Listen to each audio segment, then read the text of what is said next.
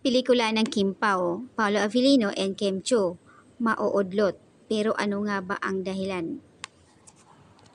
Noong una pa lamang ay inilahad na sa publiko na buwan na Oktober magsisimula ang kanilang pelikula, My Love Will Make You Disappear, na pinagbibidahan nga ng Kim Pao. Subalit nagkaroon ng pagbabago sa plano na hindi matutuloy upang nagkakaroon ng hindi inaasahang something problem. So, ayon sa tagapangasiwa nila Kim Chiu mula sa Star Magic, ipinahayag na hindi na muna matuloy ang pagpalabas sa kanilang pelikula sa nasabing buwan ng Oktober. Sa kasalukuyang wala pang opisyal na pahayag mula sa Star Cinema kung kailan talaga ipalabas ang pelikula. Ang mga tagahanga naman bilang Kim Pao fans ay hindi mapigilan ang kanilang mga pagkabahala at pagkadismaya sa balitang ito. Matagal na rin kasi nila inaasam na makita ang Kim Pao sa pelikula at biglang nagbago naman ito. Naayon sa tagahanga na dapat ipagpaliban na lamang muna siguro ang kanilang pelikula or gawing espesyal handog sa araw ng puso or either Valentine's Day nga. Naniniwala sila na ganitong paraan na mas magiging matagumpay ang kanilang pelikula. At syempre, mas bit ng tao na panoorin kapag Valentine's Day. Araw kumbaga ng mga puso.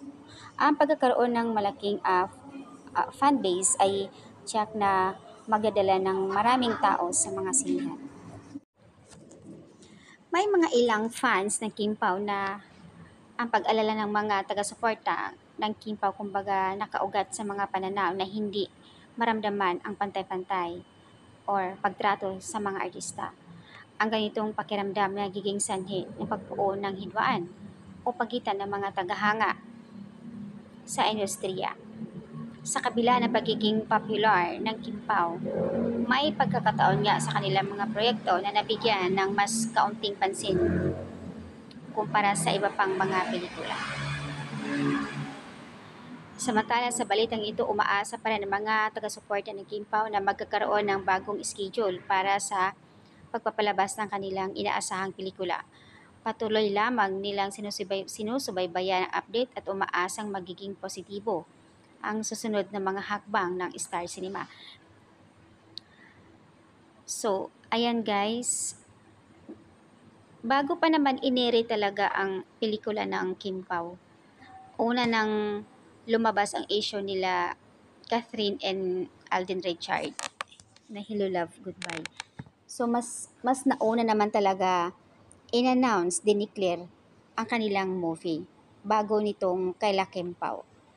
Kailan lang din in-announce ng Kim Pao sa ASAP and Showtime last month lang. Pero I think 3 months ago na, 4 months ago na kaila Catherine. So mas nauna talaga sila.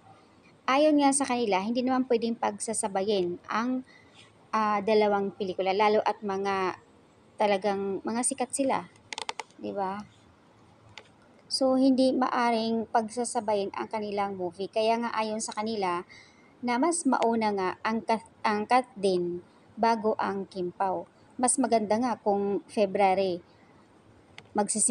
kumbaga maipalabas ang kanilang pelikula, 'di ba? Kasi Valentine's Day. So yun guys, ang sinasabi nila na udlot. Dahil nga doon hindi talaga sila pwede magsabay ang Kat din. Ano naman kaya ang mangyayari? Wala nang challenge. Kumbaga wala nang hindi malaman kung saan. Diba? Siyempre, hindi rin nagpapadaig ang mga Kim Pao fans. Sobrang dami na nila. Kaya nga, yung mga ibang haka-haka na kung ano-ano nilang mga speculation nila. So, yan guys, ang dahilan talaga na matagal na sinasabi nila na hindi pwede pagsasabayin nga ang dalawa.